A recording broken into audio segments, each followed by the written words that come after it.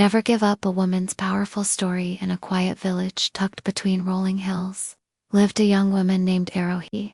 Born into a humble family, Arohi grew up with dreams far bigger than her surroundings. While others accepted the limits placed on them, Arohi refused to believe she was born to stay in the shadows.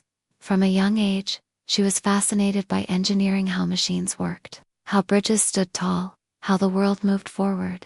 But in her village, girls were expected to marry early, raise children, and never question tradition. When Arohi topped her school exams, her father hesitated.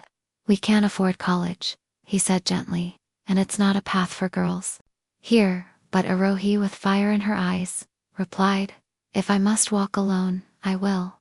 But I will not walk away from my dream." She woke up at 4 a.m. every day to tutor younger students, saving every rupee.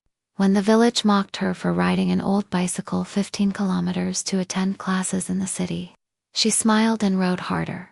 Years passed. She earned a scholarship to a top engineering college.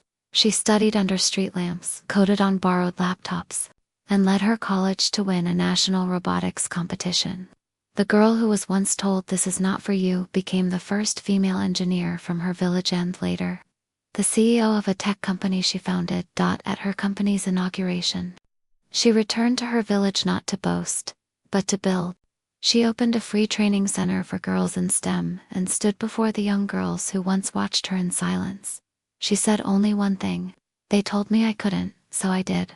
Moral: a woman's strength is not just in her resilience, but in her refusal to be defined by limits. Never give up. Your fight today is someone else's hope tomorrow.